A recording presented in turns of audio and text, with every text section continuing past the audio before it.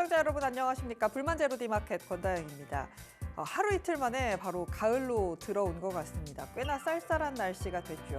10월 초 날씨도 추워졌고 거래도 퐁당퐁당 있다 보니까 참 쉽지 않은 흐름이 이어지고 있습니다. 오늘까지 3거래일 연속으로 코스피 코스닥 함께 하락세가 연출이 되고 있죠. 이런 가운데 홍콩 시장은 또 급등세를 이어가면서 참 아시아 시장 내에서도 뜨거운 온도차가 좀 나고 있습니다. 전반적인 시장 상황 함께 살펴보면서 불만제로디마켓 출발해 보도록 하겠습니다. 일단 먼저 일본 시장부터 살펴보시죠. 엔달러 환율이 오름세를 기록하고 있습니다. 파월이 발언을 내놨습니다. 11월 빅컷은 쉽지 않을 것 같습니다. 금리 인하 서두르지 않겠다라고 밝히기도 했고요. 중동에서의 리스크가 나오면서 달러 강세까지 겹쳐지면서 엔달러 환율이 장중에 144엔까지 기록을 했었고요. 현재도 143.92엔 지나가면서 달러 강세 모습이 나타나고 있습니다. 어제 좀 올라줬던 니케이 지수가 한 번에 또 2%대 약세를 보여줬습니다. 일단 뭐 중동 리스크도 당연히 있을 것이고 일본 같은 경우는 새 총리가 들어오면서 금리 인상에 대한 우려감도 가져가고 있습니다. 오늘 2% 넘게 빠지면서 37,000엔대에서 거래 마감을 했습니다. 이런 가운데 중국은 휴장에 들어갔는데 홍콩 지수가 급등세를 이어가고 있습니다. 오늘까지 13거래일 연속으로 급등세를 연속으로 올라가고 있다라고 합니다. 현재 항생 지수가 6%대 강세, FTX 차이나 52 7%, 홍콩의 H지수도 7% 가까이 올라주면서 중화권 증시는 뜨겁게 올라가고 있습니다. 계속해서 정책에 대한 기대감 받아가고 있습니다. 과연 이번 중국 휴장을 마치고 중국이 어떤 모양새로 움직일지 점점점 사실 좀 기대가 되는 상황이죠. 우리 장중 일단 미국 선물 시장 같은 경우는 큰 폭의 움직임을 가져가진 못하고 있습니다. 파월의 금리 인하 속도 조절하겠다라는 발언 이후에 올라가지 못하고 있고요. 전반적으로 약세 보여주고 있는데요. 뭐 크게 빠지지는 않고요.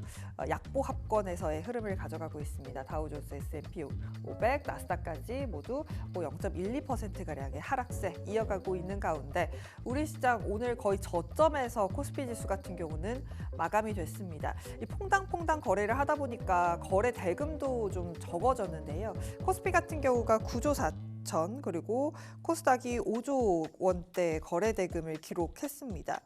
계속해서 거래 대금도 낮고 지수도 하락을 하다 보니까 참 오늘 재미가 없다, 쉽지 않다라는 게 많이들 느끼셨을 것 같습니다. 코스피가 1.2%까지 그 낙폭을 키우면서 2,561포인트, 코스닥이 0.2%대 약세로 762포인트에서 거래 마감을 지었습니다. 수급 함께 살펴보도록 하겠습니다.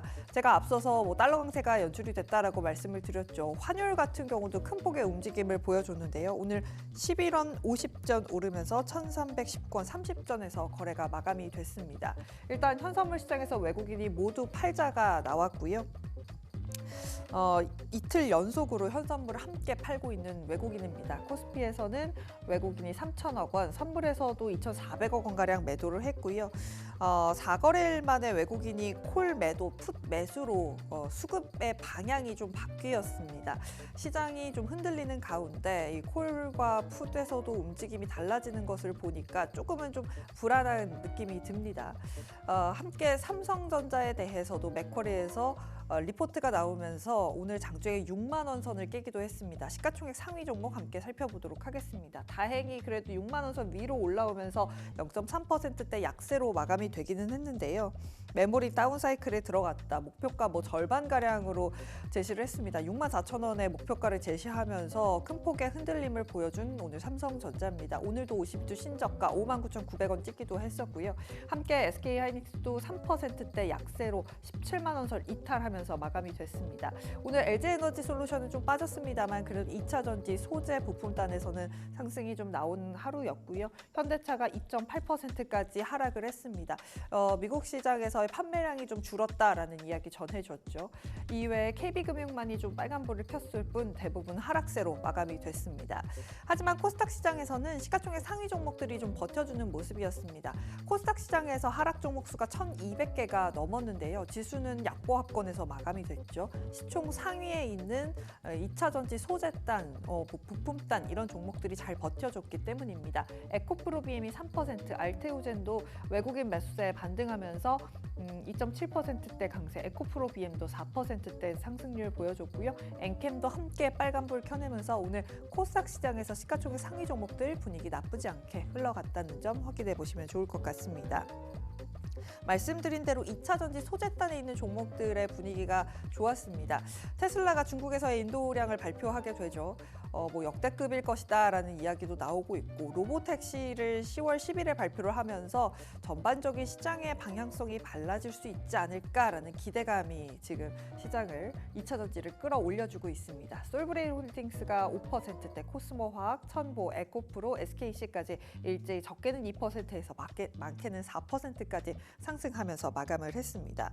이 중에 서진 시스템 관련돼서도 오늘 리포트가 좋았습니다. SK증권에서 리포트를 내놨는데요. ESS 쪽으로 실적 좋을 거다. 계속해서 성장세가 기대된다라면서 이렇게 하락하는 장에서도 오늘 서진 시스템 7%대 강세로 마감이 됐고요. ESS 관련해서 일부 종목들 함께 상승하면서 마감했습니다.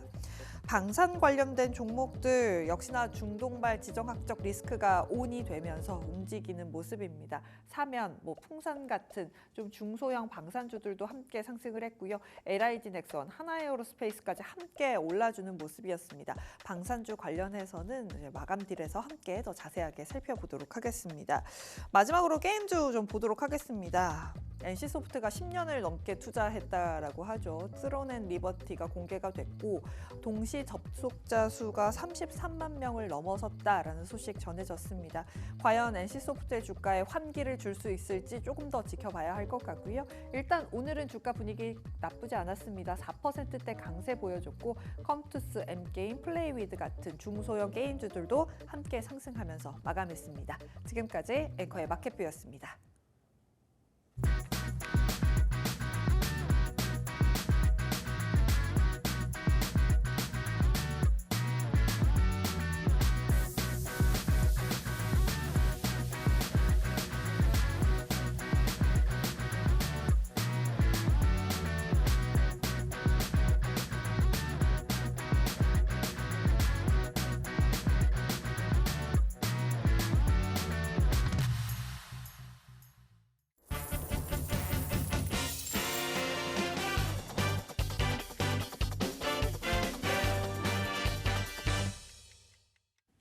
네, 마감드립니다. 키워드 먼저 화면으로 만나보시죠.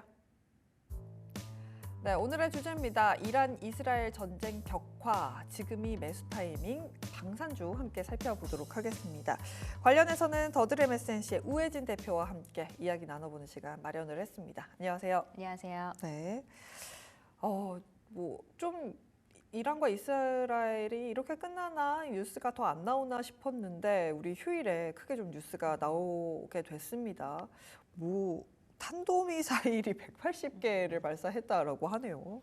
네, 우선은 사실 어떻게 보면은 이런 지정학적 리스크에 대한 부분들 아시겠지만 우리는 이미 안고 있었습니다. 계속 안고 있었고 휴일 사이에 우리 장유 쉬는 사이에 또 이런 이슈가 있었기 때문에 간밤에 미국 증시에서도 반영이 됐었고 하지만 여러분 아시겠지만 우리 시장에서 오늘 초반에는 사실 반영이 됐지만 관련된 이제 종목들군으로 좀 보면은 윗꼬리를 길게 달면서 사실 그 지정적 리스크 자체가 아무래도 조금은 이제 좀 해소가 되면서 시장도 조금은 끌어올렸다가 다시 장 마감으로 갈수록 조금 다시 낙폭을 키우고 오늘 좀 낙폭을 줄이고 키우고를 좀 반복을 했기 때문에 오늘 시장도 사실은 조금 쉽지 않게 좀 마무리가 됐었는데 어떻게 보면은 이런 중동발 이슈 우리가 계속해서 좀 안고 가야 되는 부분들 새로운 재료는 아니다. 그렇기 때문에 여러분들이 이런 뉴스 하나하나에 요즘에 좀 예민하고 좀 과민하게 반응을 할 수는 있겠지만 그래도 제가 계속 말씀드렸던 것처럼 이런 이슈 하나하나 우리가 체크하는 건 중요하지만 너무나 크게 요동은 치지 않으셨으면 좋겠다. 오늘도 좀 이런 의견을 드리면서 시작하고 싶네요. 새로운 재료는 아니기 때문에 너무 요동칠 필요는 없다라지만 시장이 하락을 하면서 우리는 장중에 트레이딩할 종목이 없게 되고 그렇게 되면 또 뉴스를 찾아서 중소형 방산주의 거래가 쏠릴 수밖에 없는 사실 장이어서 네. 조금 더 이런 종목들이 움직이지 않았나, 말씀해주신 대로 장중에 뭐 상승과 하락을 좀 오가는 모습을 나타내지 않았나라는 생각이 듭니다. 너무 부안해동할 필요 없다라고 말씀을 해주신다면 우리는 결국 또 방산 4사를 봐야 되는 거겠죠. 사실 한 달 동안 한화에어로스페이스가 거래가 멈춰 있었습니다. 인적 분할을 하면서 이제는 거래 재개가 됐죠. 네. 한화에어로스페이스 어떻게 보면 좋을까요? 우선은 한화에어로스페이스 같은 경우에는 이번에 또 크게 봤을 때 선택과 집중을 했다 이렇게 좀 볼 수 있겠고, 그 쉬어가는 한 달 동안 그냥 뭐 장은 그 종목 자체에 그 매매는 쉬어 있었지만 그래도 한화에어로스페이스 안에서 굉장히 많은 그런 일들을 바쁘게, 또 그런 기업에 있는 여러 직원들이 바쁘게 움직였다라는 소식들도 여러분도 접하셨을 겁니다. 한화에어로스페이스 같은 경우는 우리가 방산하면은 정말 최고의 대장으로 뽑히기 때문에 저도 오늘 한화에어로스페이스도 주목을 하고 있고, 우리가 또 한화에어로스페이스가 다시 거래가 재개가 됐을 때 돌아온 한화에어로에 대한 그런 기대감도 우리가 감출 수 없이 좀 계속 나타냈던 부분들. 하지만 주가 뭐 그렇게 지금 나쁘게 흘러가지 않았고, 다시 한번 재개가 된 그 다음 날에는 조금 음봉으로 마감을 했지만, 사실 오늘 같은 경우는 지금 이런 장에서도 또 방산주가 오늘 떴기 때문에 한화에어로스페이스도 주목을 받았지만, 그래도 오늘 4%의 상승을 하고 오늘 또 밑꼬리가 달리면서 또 우리 봉상으로는 또 위에 딱 네모나게 우리가 이렇게 표현을 할 수 있잖아요. 윗꼬리가 달리지 않은 네. 그런 좀 봉으로 마감을 하면서, 그리고 내일까지 좀 이어지는 그런 기대감. 내일은 또 빨간 날이잖아요. 네. 핑퐁핑퐁이기 때문에 우리가 또 방향성 잡히기 전까지는 여러분 또 조금은 보수적으로 접근하시라는 이야기 좀 계속해서 좀 연결해서 드릴 수 있겠다라고 말씀을 드리겠고, 아무래도 왕의 귀환이다, 방산주 또 이렇게 이야기를 하는데, 지금 뭐 K 방산에 대한 그런 수출에 대한 기대감, 그런 청신호에 대한 부분들 계속 좋은 호재거리로 남아 있기 때문에 이번 실적 시즌까지 좀 이어진다면 우리가 계속해서 큰 대장주이지만 탄력성은 조금은 떨어지지만 우리가 크게 좀 탄탄한 기업으로서 꾸준하게 들고 갈 수 있는 그런 종목이다라고, 종목임에 변함 없다라고 좀 말씀을 드릴 수가 있을 것 같습니다. 뭐 지금 뭐 항공 엔진 분야에서도 정말 크게 기여하고 있는 한화에어로스페이스, 그리고 이번에 또 밸류업 지수에도 포함이 되면서 다시 한번 그런 기업 가치에 대한 상승 기대감까지 더해지죠. 사실 이번 뭐 밸류업 지수 참 이렇다 저렇다 말도 많고 탈도 많지만 어찌 됐든 밸류업 지수 이번에 포함이 되면서 다시 한번 한화에어로에 좀 위력을 나타내지 않았나, 그런 기대감까지 좀 더해지고 있는 상황이고, 그리고 이제는 이 방산에 대한 부분들, K방산 기술력이 최고다라고 하지만 이제는 정말 그 전 세계의 가장 큰 방산의 그런 시장인 그 미국의 문을 좀 우리가 두드려야 되잖아요. 그래서 그런 부분에 있어서도 좀 해외에서의 그런 어떤 기술 의존도를 조금씩 줄이고 우리나라 자체적으로 뭐 국산화에 대한 부분들 지금 계속해서 좀 개발하고 있고 하는 부분들에 있어서 우리가 좀 긍정적인 재료로 바라볼 수 있겠다, 이렇게 좀 말씀을 드릴 수가 있겠습니다. 그래서 앞으로 이런 지정학적 리스크 뭐 안고 간다. 하지만 여러분들 뭐 요동치지는 말아라 좀 말씀을 드렸지만, 우리 앵커님 말씀하신 것처럼 그런 요동의 시장의 흐름이기 때문에 많은 투자자분들이 좀 트레이딩할 종목을 찾다 보니까 아무래도 반응을 하게 되어 있는데, 좀 우리가 여기서도 좀 구분을 할 수가 있는 게, 그래도 좀 크고 탄탄한 기업군들은 우리가 포트폴리오를 구성을 할 때 여러분들이 한 종목만 하시는 분들은 뭐 거의 없잖아요. 그래도 뭐 단기, 뭐 중장기 이렇게 나눠서 하실 텐데, 좀 적은 그런 중소형 종목군들은 여러분들이 좀 단기적인 트레이딩으로 좀 접근을 하시고, 이렇게 하나에어로 뭐 LIG 넥스원 같이 이렇게 좀 탄탄한 종목군들은 좀 중장기적인 관점으로 좀 두 가지 액션을 취하시면서 가져가 보는 것도, 또 재료에 대한 그런 반응과 또 트레이딩에 대한 그런 반응 두 가지 함께 다 챙겨갈 수 있을 거다, 좀 이렇게 바라보고 있습니다. 사실 방산사사를 트레이딩 하겠다고 접근하시는 분들은 아마 없을 것 같아요. 특히나 이런 종목들은 말씀해 주신 대로 해외에서의 실적이 얼마나 어떻게 나오느냐에 따라서 또 큰 폭의 상승을 기대할 수 있는 부분들이 있기 때문에 또 좀 살펴봐야 하는 시즌이 된 게 아닌가라는 생각이 들어요. 10월에 들어왔고 실적 발표가 이제 시즌에 들어가기 때문에 그런 거겠죠. 그렇다면 사실 저는 방산주의 투자 포인트가 결국에는 수주라고 생각을 하거든요. 그렇다면 3분기 실적에 대해서도 전반적으로 리뷰를 해보면 좋을 것 같습니다. 방산 4사 좀 중심으로 3분기 실적 괜찮을까요? 우선은 2분기 실적도 굉장히 좋았고 3분기 실적도 지금 전망치가 좋을 거다라고 이제 이렇게 뭐 리포트들도 나오고 굉장히 좋은 소식들 좀 계속 전해지고 있습니다. 뭐 지금 우리가 이야기할 수 있는 부분들, 뭐 루마니아 자주포 계약, 뭐 또 이집트 K9 계약건 여러 가지 계약건들이 지금 계속해서 남아 있는 상황이기 때문에 이런 부분들이 반영이 돼서 3분기에 다시 한번 데이터에 찍힐 것으로 좀 예상을 하고 있고요. 그리고 또 수주 이력 같은 경우는 지금 뭐 하나 에어로스페이스 계속 좀 좋게 보면서 이야기를 하고 있는데 뭐 지금 현대로템 같은 경우도 거의 5조 원 가까운 그런 수주에 대한 부분들, LIG 넥스원 같은 경우도 뭐 7조 원에 가까운 그런 부분들도 우리가 꼽아볼 수 있겠지만 하나 에어로스페이스는 그것보다 더욱더 뭐 한 4배 정도 되는 20조 원에 가까운 그런 계약 규모로서 우리가 좀 바라볼 수 있는 부분들 좀 호재로 꼽아볼 수 있다라고 좀 말씀을 드리도록 하겠습니다. 그리고 뭐 폴란드나 뭐 루마니아 이런 뭐 유럽 국가에 대한 부분들 뭐 아시겠지만 호주 그런 레드백 장갑차에 대한 이력들 우리 좀 방산하면은 어떻게 보면 이런 너무 크고 좀 무거운 부분들 이제 많이 나오고 있는데 그래도 수주에 대한 그런 물량 계속해서 지금 수주 잔고 남아 있다는 부분으로 봤을 때는 좋은 재료가 될 수 있는 부분이다. 그렇기 때문에 뭐 앵커님 말씀해 주신 것처럼 방산주를 우리가 매번 트레이딩 하시는 분들은 많이 없을 것 같다. 뭐 이렇게 말씀을 해 주셨지만 그래도 우리가 지금 이런 시점에서 3분기 실적 시즌까지 봤을 때 그래도 여러분들이 방산 뭐 오늘 그동안 관심 없으셨던 분들도 오늘에서야도 다시 한번 좀 눈을 돌리게 될 수 있지 않을까 좀 생각해 보게 되는데 이런 좋은 호재거리 속에서 여러분들 포트에 한 번씩 담아 놓으셔도 뭐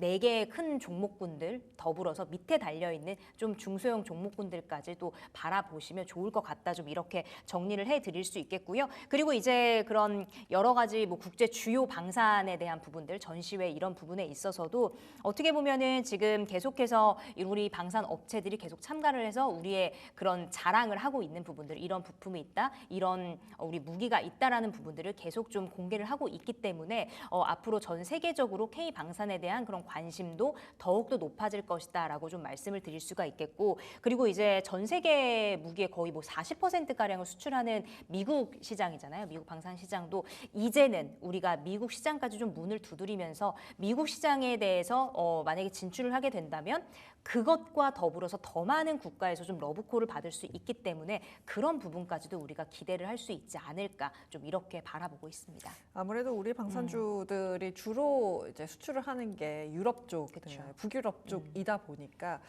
어떻게 보면 시장 다변화를 위해서 미국도 이제 문을 두드려야 된다라는 말씀까지 주셨습니다.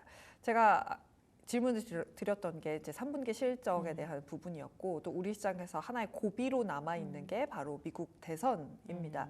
미국 대선을 기점으로 시장의 색깔도 많이 바뀔 것이고 지수의 향방도 바뀔 것 같은데 그 과정 속에서의 방산주의 흐름은 어떨까요?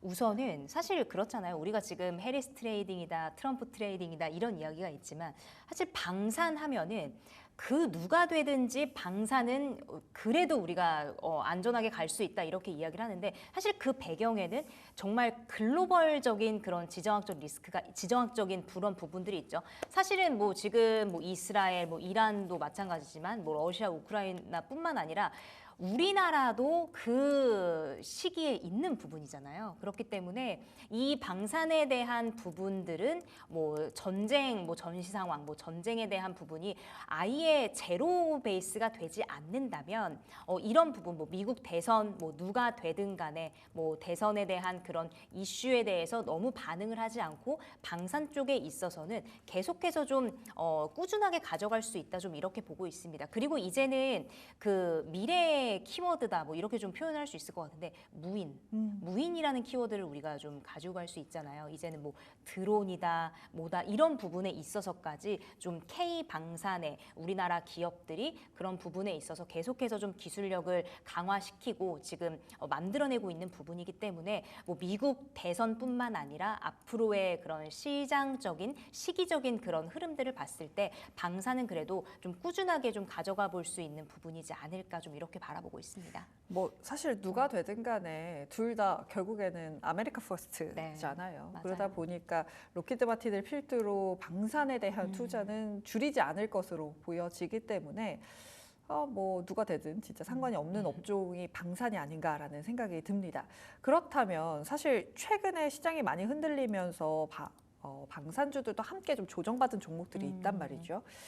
지금 매수도 가능하다라고 보실까요? 아니면 조금 더 지켜봐야 하는 부분이 있을까요? 우선 좀 종목군들별로는 조금은 다를 수는 있겠지만 그래도 섹터 전체적으로 봤을 때는 매수 유효하다 좀 이렇게 말씀을 드리고 좀 종목군별로 지금 시기 이 종목에 지금 진입해도 되는지에 대한 부분들은 조금 분별을 할 필요가 있어 보입니다. 왜냐하면 우리가 이 부분은 정말 단순하게 생각했을 때 모두 아시겠지만 그 지금 주가의 자리가 어딘지도 굉장히 중요하잖아요. 너무 높으면은요 사실 지금 내 자리가 아니고 또 조정을 받기 때문에 그때 여러분들이 들어갈 수 있다라고 좀 보여지거든요. 오늘 뭐 한일단조 같은 경우 굉장히 뭐 거의 22%까지 상승을 했지만 거래량이 엄청나게 터지면서 윗꼬리가 달렸습니다. 사실 이런 종목군들 같은 경우에는 시가총액도 사실 굉장히 낮은 종목군이기도 하고 이런 털어낸 물량들을 사실은 내일 하루 쉬고 그 다음날 다시 한번 조금은 끌어올릴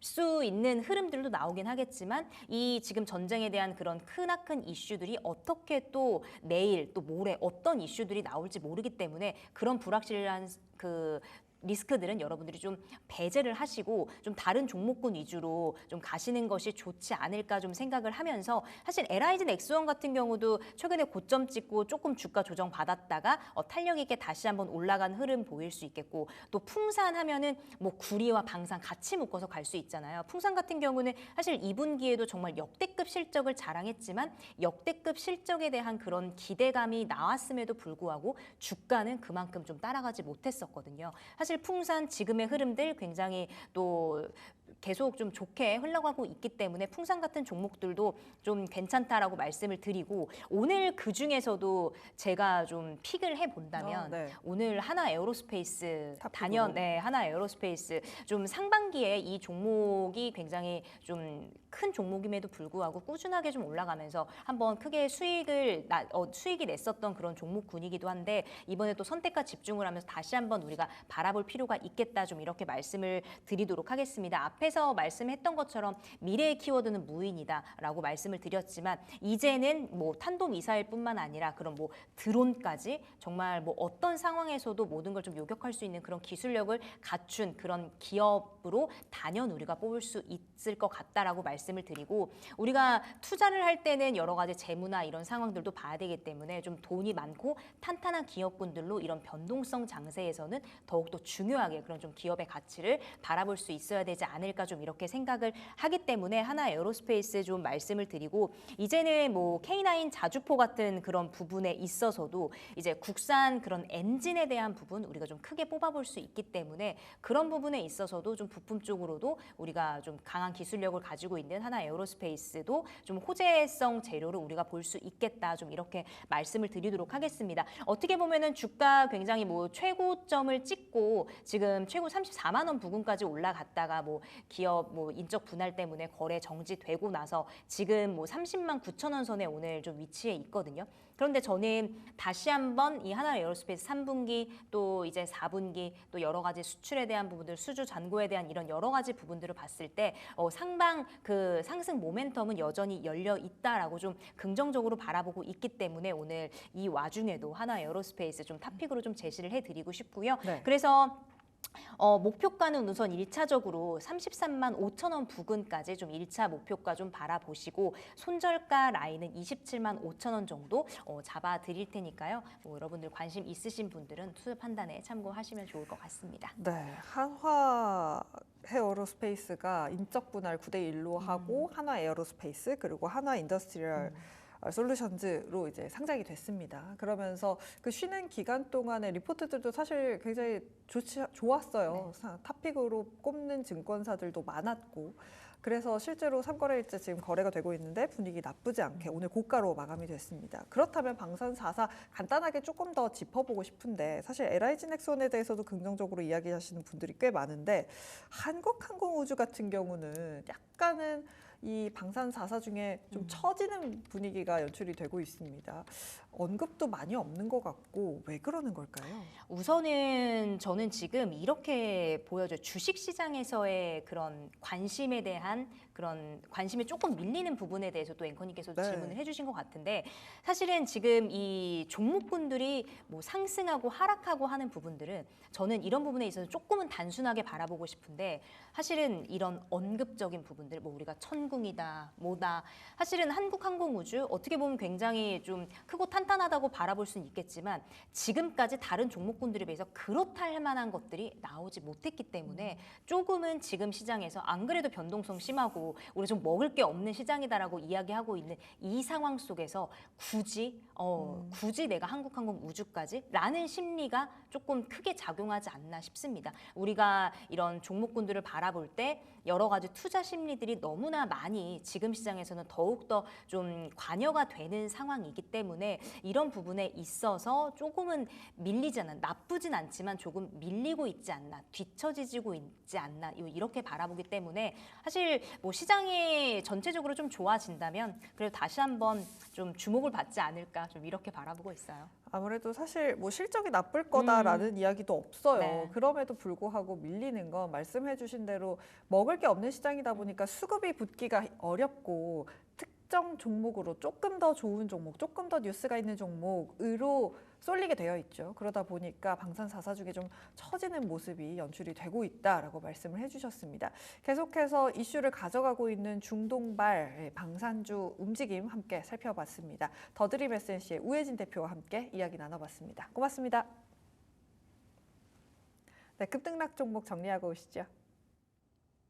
안녕하세요. 마감딜 급등락의 김주영입니다. 오늘 장중 코스닥은 양전에 성공하는가 싶었지만 결국 양지수 하락으로 마감을 했는데요. 이렇게 하락세가 지속되는 시장에서 오늘 어떤 종목들이 매수세가 들어왔는지 같이 한번 살펴보겠습니다. 오늘 상승했던 종목 5위 살펴보면 흥구석유입니다.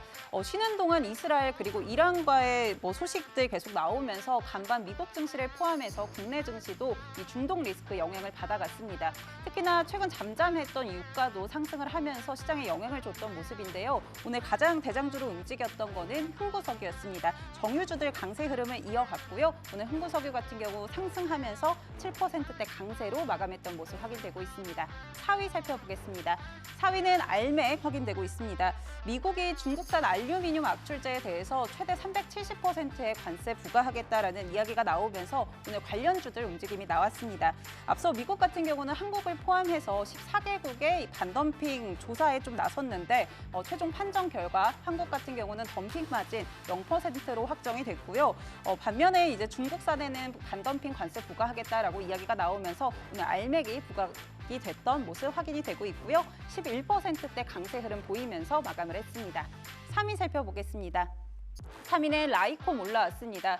전거래일의 시간 외에서 이 자율주행 관련주들 움직임이 나왔습니다. 매수세가 좀 들어왔던 모습인데요. 테슬라 사이버트럭 관련해서 영향 좀 받아갔습니다. 이 사이버트럭 완전 자율주행 소프트웨어 이제 사용할 수 있게 됐다라는 소식이 매수세를 자극을 했고요.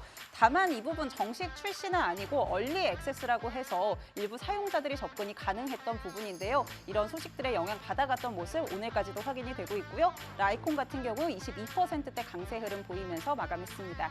2위 살펴보겠습니다. 2위는 T-사이언티픽 확인되고 있습니다. 이 빗썸이 나스닥 상장을 좀 검토하고 있다라는 소식들이 나오면서 오늘 매수세를 자극을 했는데요. 빗썸 측에서는 한국과 미국 시장 모두 고려하고 있다. 그리고 내년 하반기 상장을 목표로 하고 있다라고 밝혔습니다. 다만 이제 업계 측에서는 아무래도 금융당국이 이 가상 자산을 인정하지 않고 있기 때문에 해외 시장으로 좀 눈을 돌릴 것이다라고 전망을 하면서 오늘 관련주들 움직임이 나왔던 부분인데요. T-사이언티픽 같은 경우는 빗썸 코리아 지분 확보하고 있다라는 소식 부각받으면서 오늘 투심을 자극했습니다. 오늘 상한가 기록하면서 마감했습니다. 1위 살펴보겠습니다. 1위는 셀로메드 올라왔습니다. 주사제형 피부 이식제 시제품 생산 완료했고 이 상용화 임박했다라는 소식들이 오늘 투심 자극을 했습니다. 당초 계획보다도 개발이 빨리 완료가 됐고요. 특히나 글로벌 피부 이식제 시장 같은 경우 2030년 45조 규모로 성장할 것이다라는 부분들이 부각이 되면서 오늘 관련주 매수세가 들어왔습니다. 셀루메드 같은 경우도 상한가 기록하면서 마감했습니다.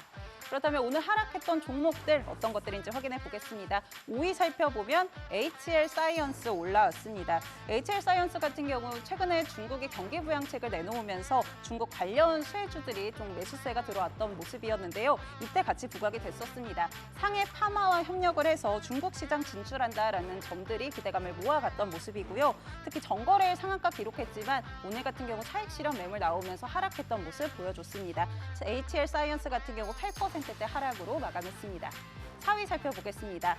4위는 코스메카 코리아 올라왔습니다. 오늘 화장품주들도 전반적으로 좀 부진했습니다. 특히 미국에서 매출 비중이 높았던 기업들이 조금 더 하락세가 두드러졌는데요. 미국의 항만 노조 이 파업에 나서면서 우려감이 좀 작용을 했던 모습이고요. 이 부분 오늘 영향 받아가면서 코스메카 코리아 가장 크게 밀렸습니다. 코스메카 코리아 9%대 하락으로 마감했습니다. 3위 살펴보겠습니다. 3위는 한온 시스템 올라왔습니다. 한온 시스템 같은 경우 오늘 한국타이어앤테크놀로지와 같이 묶이면서 하락세가 좀 이어졌는데요. 이 한국타이어 측에서 한온 시스템 인수 안건 최종 결의했다라고 공시를 했습니다. 그러면서 이 사모펀드인 한행컴퍼니가 보유한 한온 시스템의 이 지분 32%를 매입하겠다라고 밝혔고요. 이를 통해서 유상증자 같은 경우 기존에 3,600억 원 정도 해당이 됐었는데 6천억 원 정도로 좀 확대가 됐습니다. 이런 부분들 오늘 영향 받아가면서 한국타이어앤테크놀로지와 함께 한온 시스템 급락 흐름이 나왔고요. 오늘 9%대 넘게 하락하면서 마감했습니다. 2위 살펴보겠습니다. 2위는 STX 그린로지스 올라왔습니다. 미국 항만 노조가 47년 만에 파업에 나섰고 이제 이틀차를 향해 달려가고 있습니다. 이에 따라 시장 우려감도 좀 커지고 있는 모습인데요. 그간 해상 운임 상승할 것이다, 또 물류 비용 증가할 것이다라는 전망들이 관련주의 투심을 좀 자극을 했습니다. 특히 STX 그린로지스 그간 대장주격으로 좀 움직였던 만큼 오늘 같은 경우 차익 실현 매물이 나왔던 모습이고요. 오늘 9% 넘게 하락하면서 마감했습니다. 1위 살펴보겠습니다. 1위는 퓨처캠 올라왔습니다. 최근 개발 중인 이 방사선 리간드 치료제 임상 이상 이 논문초로 유럽 핵의학회에서 발표를 했다라는 소식에 한 차례 매수세가 강하게 들어왔었는데요. 오늘 같은 경우 차익 실현 매물이 나왔던 모습 확인이 되고 있고요. 10%대 넘게 하락하면서 마감했습니다. 오늘장 특징주들 정리해드렸고요. 이어지는 장일 시간 불만제로 디마켓과 함께 전략들 챙겨가 보시죠.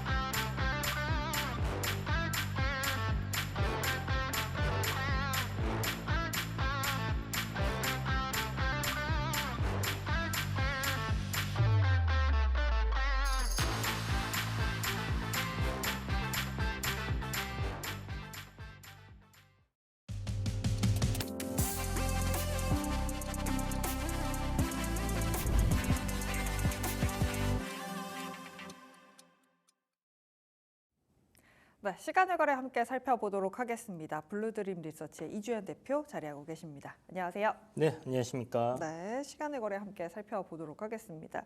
일단 거래량 1위는 선물 인버스가 올라와 있습니다. 그리고 거래량 2위 보니까 남선 알미늄이 올라와 있고요. 현재 4%대 강세를 보여주고 있습니다. 15만 주가량 지금 거래가 되고 있는데 앞서 급등락 종목에서도 살펴봤습니다. 뭐 반덤페인 관련해서 뉴스가 나오면서 장 막판에 조금 더 비철금속 관련된 종목들이 움직였는데요. 네. 흐름 어떻게 보셨어요? 네, 오늘 뭐 PJ 메탈 같은 종목이 대장주로서 이제 상한가 들어갔다가 풀리는 그런 흐름을 보여줬었고 조일 알루미늄이 2등주로서 이제 좀 따라가는 그런 흐름이었는데 결국 시장이 이제 좋지 못하다 보니 오후장 들어서면서 이제 무너지는 그런 형태의 모습을 보였습니다. 다들 알고 계시겠지만 이제 뭐 조일 알미늄, 남선 알미늄, 이제 뒤에 알미늄이 붙은 이런 기업들이 이제 좀 수혜를 볼 수 있다 이렇게 보시면 될 것 같고요.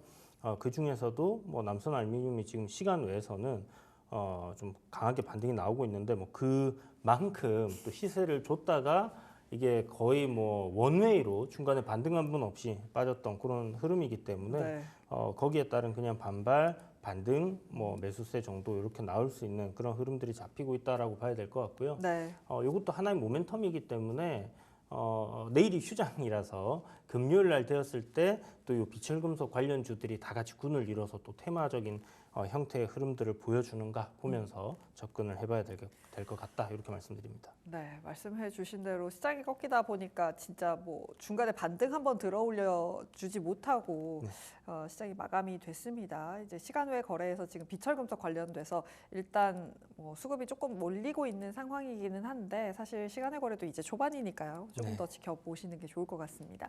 이외에 또 뭐 해운 관련된 종목들이 조금 움직이고 있고 한화 인더스트리얼 솔루션이 지금 5만 주가량 거래되면서 1%가량 상승을 이어가고 있습니다. 오늘 이런 장에서도 장중에 2%대 강세를 보이면서 마감이 됐어요. 네. 뭐 이래저래 뭐 기술이 있다 뭐 이런 뉴스가 조금 나왔던 것 같은데 어떻게 보세요? 일단 뭐 이거를 연속으로 이제 빠졌었고 네. 밸류적으로 이제 봤을 때 이게 어느 정도 이제 매수가 가능한 구간으로 들어왔구나라고 좀 생각을 할 수 있는 그런 가격단까지 이제 왔었다라는 부분하고요. 네. 뭐 그런 부분 때문에 아무래도 수급적인 부분에서 오늘 기관과 뭐 외인들 이런 데서 이제 매수세가 좀 이어졌다라고 봐야 될 것 같습니다. 외국인들은 뭐 종가에 결국 뭐 9만 8천 주 정도의 순매도 이렇게 나왔는데 사모펀드, 뭐 연기금 그리고 이제 개인들이 이렇게 투신까지 해서 네. 매수를 보였다고 봐야 될 것 같고요. 최근에 이제 신규 상장주들 상장 이후에 급락이 나오고 뭐 하루 이틀 이후에 반등 나오는 그런 흐름들이 계속해서 좀 만들어지다 보니까 개인 투자자들은 어떤 시세 탄력적인 면에서 어떤 신규주들 뭐 특히 오늘 같이 이제 장이 안 좋고 할 게 없는 날에는 이런 종목들로 좀 몰리는 그런 현상들이 나오는데 그런 부분에서 일단은 반등이 나왔고 뭐 밸류적인 측면이나 아까 말씀하셨던 그런 기술적인 부분에서의 부각이 모멘텀이 좀 부각이 되었다 이렇게 봐야 될 것 같습니다. 네, 하나 인더스트리얼 솔루션즈 인적 분할이 되고 이제 거래가 3일째 이루어지고 있습니다. 아무래도 시장이 흔들리다 보니까 좀 갈 수 있는 종목군이 많지 않았다라는 생각도 드네요. 네. 그 외에 제가 비트코인 관련된 종목들이 조금 움직이고 있어요. 지금 뭐 위즈트 같은 종목들 하락하고 있는데 사실 파월이 뭐 금리 뭐 비컷은 못할 것 같아라고 하면서 달러 강세 또 그래서 위험 자산에 대한 회피 심리가 나오면서 가상 자산 비트코인이 좀 빠지고 있습니다. 전반적인 달러라든지 위험 자산에 대해서는 어떤 흐름을 가져가게 될까요? 일단 지금 뭐 엔캐리가 나오고 있는 그런 상황 그리고 이제 비커 이제 50bp를 했는데 또 50bp를 하지 않을까라는 이야기가 거의 바로 나왔었단 말이에요.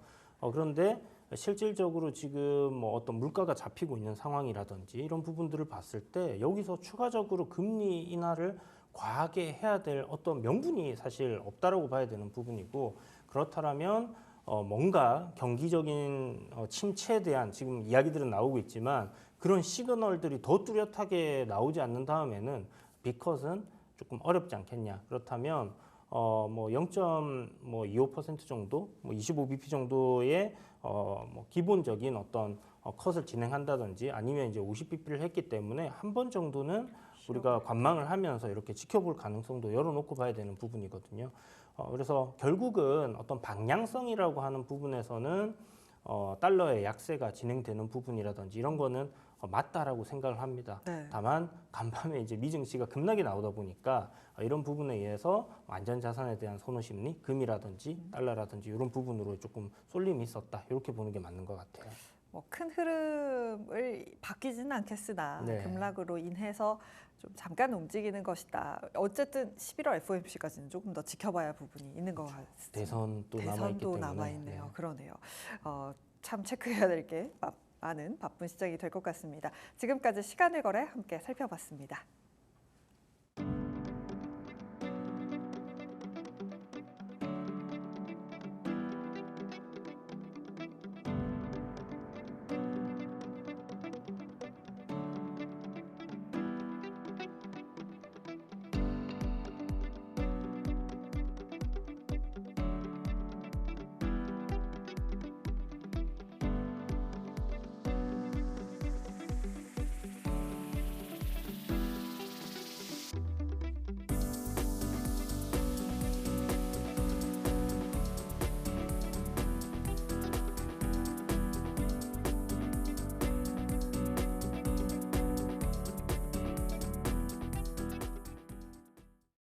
네, 10월에 시작이 됐습니다. 10월이. 실적 시즌이 시작이 되면서 좀 돌아봐야 할 업종들 함께 살펴보도록 하겠습니다. 오늘은 음식료 먼저 좀 살펴보도록 하겠습니다. 사실 3분기 음식료 업종에 대한 실적에 대한 기대감은 없습니다. YOY 기준으로 이번 3분기 실적이 늘어나기는 쉽지 않아 보입니다. 사실 3분기가 그동안 실적이 나쁜 때는 아니었습니다. 명절이 끼어 있기 때문이겠죠. 하지만 뭐 날씨도 너무 더웠고 경기 침체로 인해서 소비가 그렇게 많이 되지 않았습니다. 날씨가 안 좋으니까 관련해서 들어가는 비용도 많아지다 보니 3분기 영업이익은 더 성장하기는 쉽지 않은 상황이 벌어질 것으로 예상이 되고 있습니다. 하지만 업종 자체에 대한 실적의 기대감이 크지는 않지만 종목별로는 좀 차별화가 될 수 있겠다라는 게 IM증권에서의 의견이었습니다. 해외 비중을 가진 종목들에 대해서는 조금 다르게 볼 수 있지 않을까였는데요. 일단 사실 환율이 빠지고 있습니다. 환율이 빠지게 되면 해외 실적 환산 효과가 줄어들게 되죠. 그러니까 달러를 원으로 가지고 왔을 때 줄어들기 때문에 이 부분에 대해서 우려해야 하는 거 아니야 라고도 할 수 있겠습니다만 해외 시장 내에서의 성장을 이루어가고 있기 때문에 이 효과는 뭐 크게 나올 것 같지는 않다라는 거고요. 또 원재료 투입 가격도 좀 봐야 할 것 같습니다. 원재료 같은 경우도 사실 환율이 떨어지면 좀 빠져서 긍정적으로 볼 수 있는 게 아닌가라고 할 수 있습니다만 레깅 효과가 있기 때문에 계속해서 이 원재료와 환율의 이 민감도는 조금씩 줄어들 것으로 예상을 하고 있었습니다. 그렇다면 봐야 할 포인트는 뭐가 있을까요? 바로 해외에서의 K푸드 트렌드일 것 같습니다. K푸드 구글 검색어 트렌드를 살펴보니까요. 구글에서 한국 요리에 대한 트렌드 계속해서 빠지지 않았고요. 특히나 우리 불닭볶음면 구글 검색어 트렌드도 소폭의 조정은 있었습니다만 계속해서 좋은 흐름을 이어가고 있습니다. 여기에 한국 요리 예능이 인기를 이어가고 있죠. 많은 분들이 보고 계실 것 같습니다. 넷플릭스의 요리 예능인 흑백 요리사가 글로벌 넷플릭스 탑 10 안에 들기도 했고요. 특히나 TVN의 캐시카우가 되어줄 수 있는 서진이의 2도 방영을 이어가고 있습니다. 굉장히 긍정적으로 해외에서도 기대를 하고 있죠. 이외에 숫자로 확인할 수 있는 것 한 가지 더 확인해 보면 좋을 것 같습니다.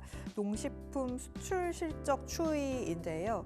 일단 작년 1월에서 8월 그리고 같은 기간 올해를 비교를 해보자면 가공식품 면에서는 YOY로 10%가량 늘어나는데 살펴볼 건 바로 라면 부분입니다. 라면의 실적이 전년 동기 대비 수출량이 30%가량 늘어나면서 견조한 수출을 계속해서 이어가고 있다라는 것에서 투자 포인트를 잡을 수도 있지 않을까라는 의견도 있었습니다. 일단 필수 소비재라는 특성상 음식료 업종은 음식료 업종의 주가와 실적 방향성은 아주 긴밀한 영향성을 가지고 갑니다. 때문에 실적이 좋아진다라는 시그널만 조금만 나오게 된다면 주가는 빠르게 좀 올라올 수 있는 밸류에이션적으로도 올라올 수 있는 부분이 충분히 있다. 그렇기 때문에 그 시그널을 잘 찾아내는 게 중요하다라는 의견도 있었고요. 또 이 이야기 빼놓을 수 없을 것 같습니다. 밸류업 지수가 우리 시장에서 발표가 됐죠. 필수 소비재가 8종목이었는데 그중에 7종목이 음식료 업종이었습니다. 계속 말씀드렸습니다만 밸류업 지수는 ROE를 기준으로 선택된 종목들이 많았습니다. 식품주의 ROE가 크기 때문에 선택이 많이 됐는데요. 식품주의 ROE는 계속해서 올라갈 것이다라는 전망이 많습니다. 왜 그런고 하니 내수보다는 빠르게 성장을 이어갈 수 있는 해외 시장 쪽에 투자도 많이 하고 실적도 빠르게 더 늘 수 있기 때문에 계속해서 밸류업 지수에 들어갈 수 있는 부분이 많을 것이고 이로 인해서 주주 환원체까지 끌고 갈 수 있다면 충분히 긍정적인 주가를 전망할 수 있지 않을까라는 의견도 있었습니다. 그렇다면 증권사별로는 어떤 뷰를 가지고 있었는지 정리를 해보겠습니다. 일단 IM증권에서는 일단 영업실적이 눈높이가 너무 높아져 있기 때문에 주가가 빠르게 반등하기는 쉽지 않을 것이다. 그렇기 때문에 종목 선별을 잘해야 한다. 해외 쪽에 매출을 가지고 있는 종목 위주로 봐야 한다라는 의견을 내놨고요. 그래서 종목으로는 대형주로는 KTNG와 오리온 이야기를 했습니다. KTNG 같은 경우는 역시나 담배 사업 부분에 대한 긍정적인 분석을 내놨고요. 업종 내 가장 높은 주주 환원책을 펼치는 것도 긍정 긍정적으로 분석을 했습니다. 오리온 같은 경우는 해외 전 시장에서 큰 폭의 성장과 또 시장 점유율에 대해서 긍정적인 이야기를 했고요. 중소형주에 대해서는 실적은 늘어나는데 밸류 레벨은 낮아져 있는 종목인 동원 F&B라든지 대상 같은 종목을 관심 있게 볼 수 있겠다라는 의견 내놨습니다. 다음으로 DS증권에서는 조금 더 긍정적인 의견이었습니다. K푸드를 중심으로 바스켓 비중을 좀 늘려갈 수 있는 부분도 있지 않을까라고 음식료 업종을 분석하고 있었고요. 종목으로는 삼양식품, KT&G, 롯데칠성을 제시했습니다. 삼양식품 같은 경우는 라면 수출이 계속해서 호조를 보이고 있기 때문에 실적으로 증명해낼 수 있을 것이다라는 거였고요. KT&G 같은 경우 역시나 담배 실적 긍정적으로 보고 있었습니다. 롯데칠성 같은 경우는 내수 시장에서의 부진은 아쉽습니다만 음료 가격 인상 효과에 대해서 긍정적으로 볼 수 있겠다라는 의견 내놨습니다. 음식료 업종에 대해서 의견이 좀 엇갈리고 있습니다. 종목별로 실적 컨센서스와 실제 실적이 어떻게 나오는지 잘 살펴보셔야 투자 포인트 찾으실 수 있을 것 같습니다. 지금까지 음식료 업종 살펴봤습니다.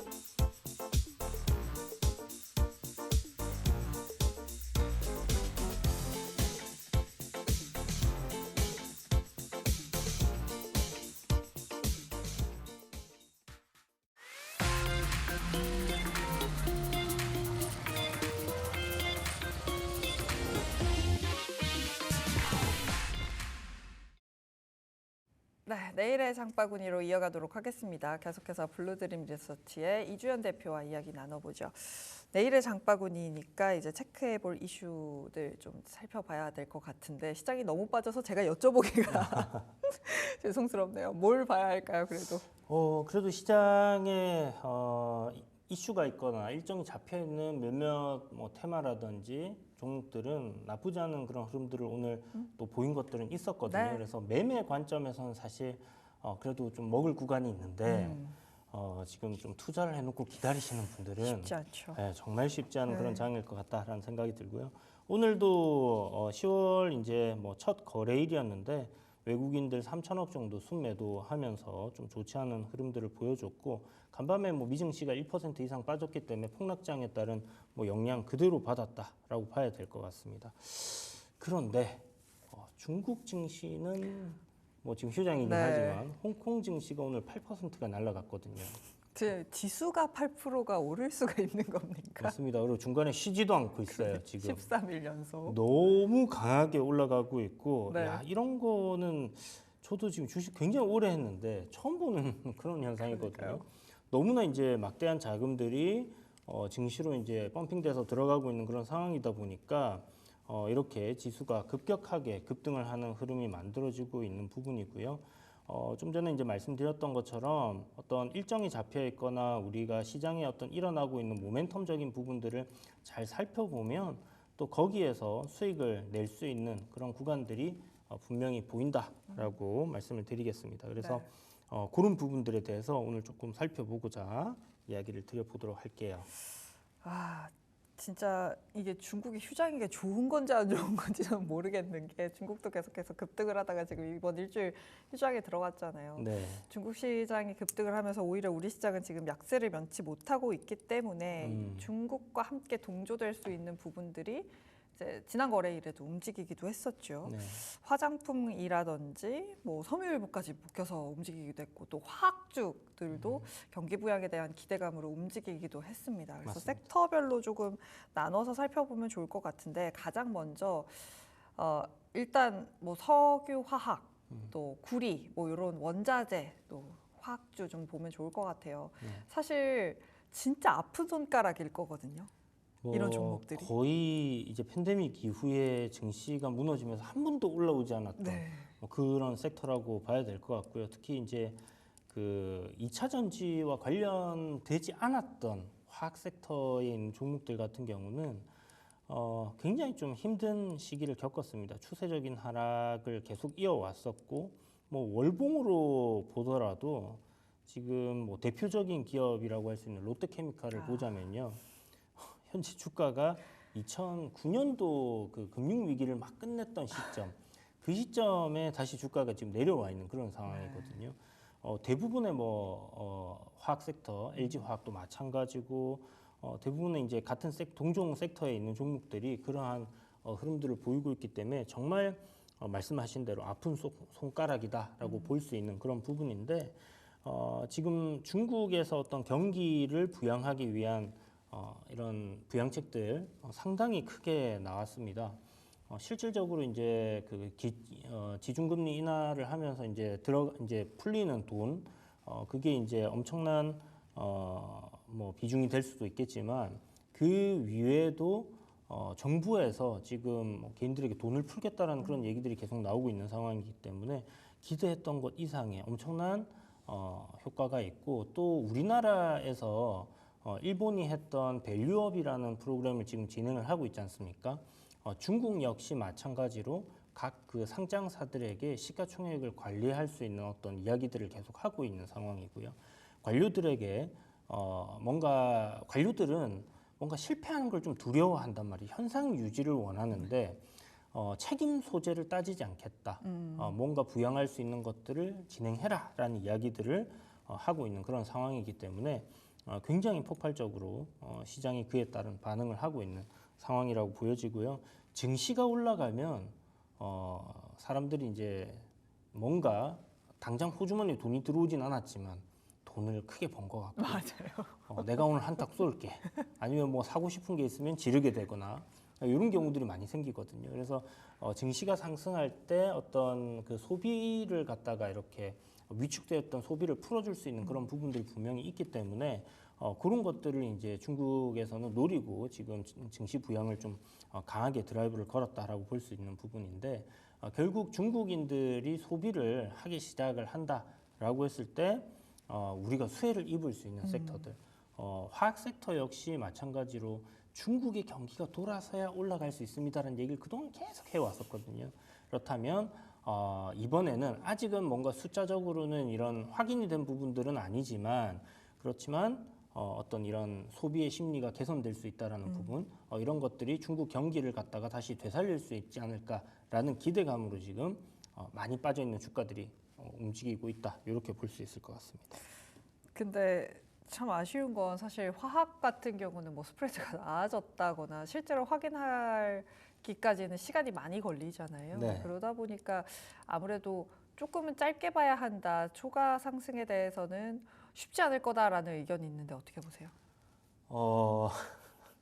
이게 참 숫자가 확인되지 않은 상황에서 이야기를 좀 드려야 되다 보니까 어렵죠. 어렵긴 하지만, 롯데케미칼 같은 경우는 이제 NCC 크래커라는 어떤 화학단에서의 중요한 포인트를 가지고 있는데, 이게 지금 인도 시장이 굉장히 성장을 가파르게 하고 있지 않습니까?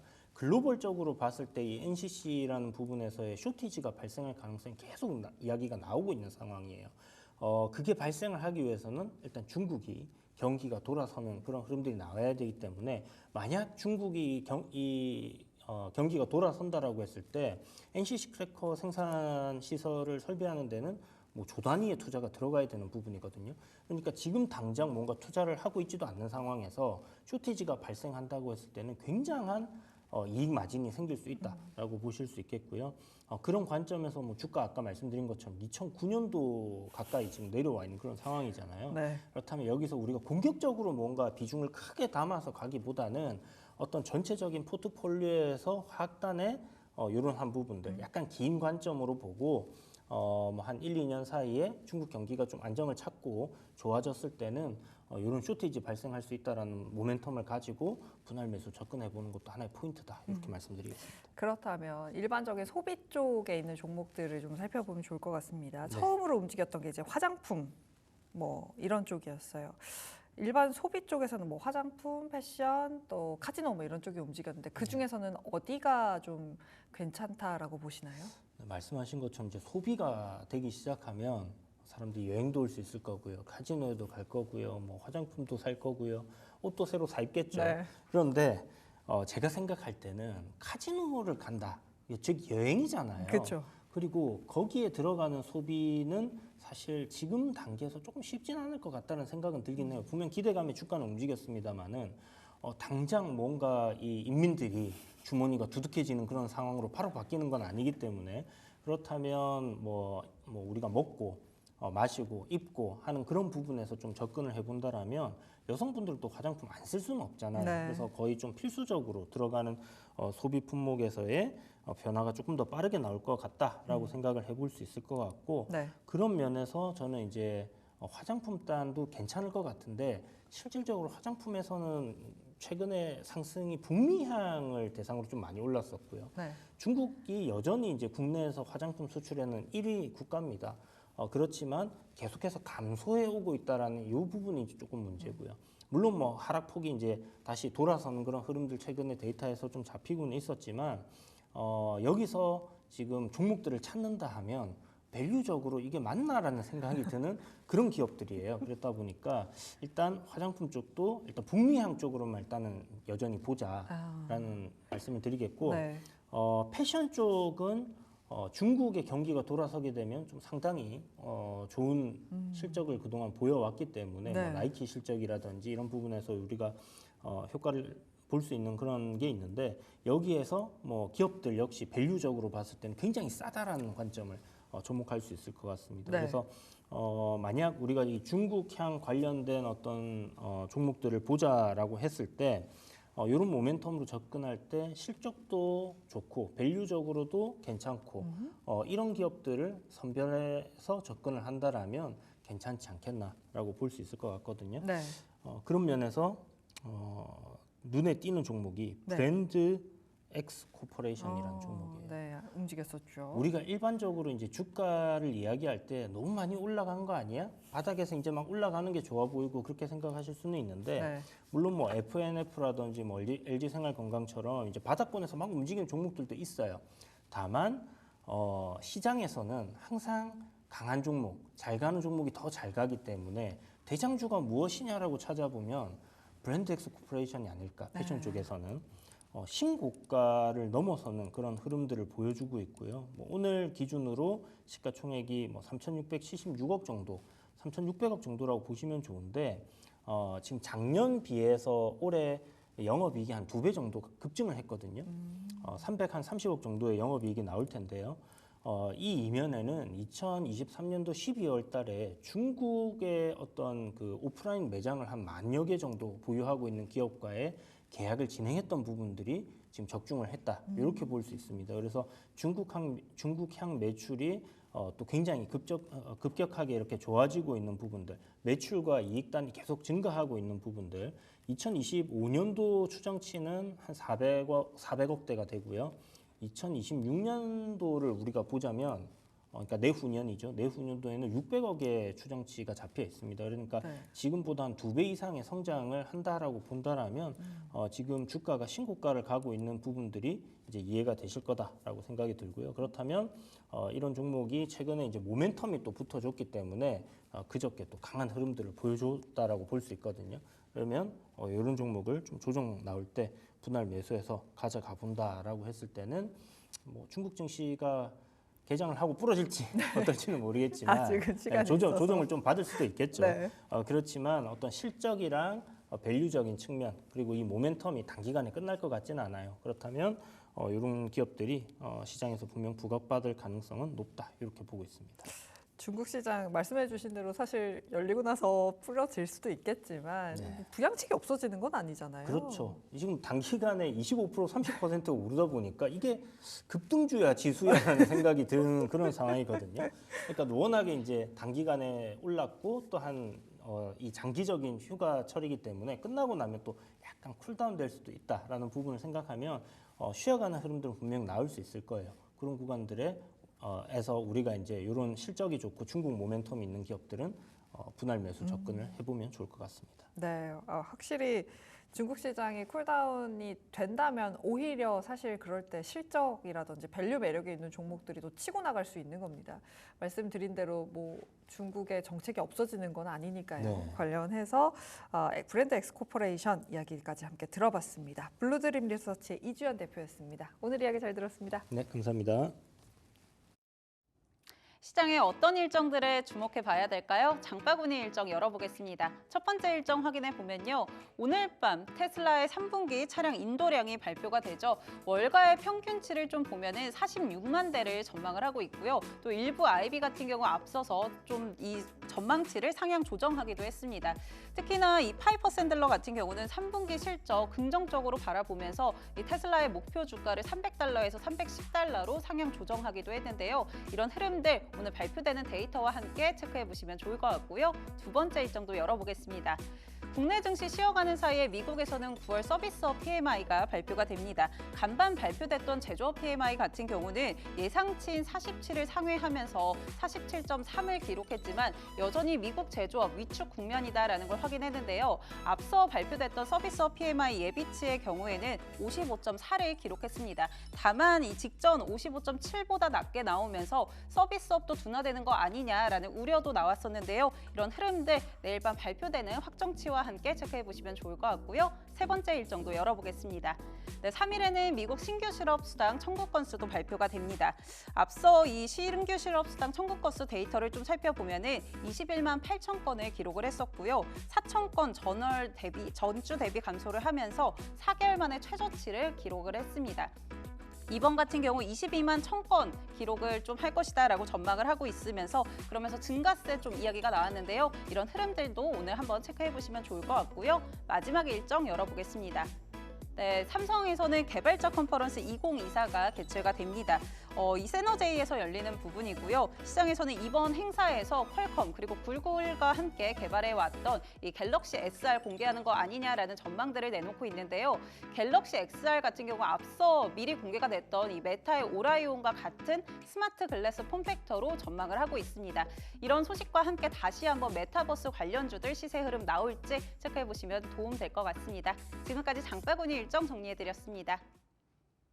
네, 항생지수가 한 10여 분 후면 마감이 되는데요. 지수 13거래일 연속 상승하면서 6%가량 지수가 올라가고 있습니다.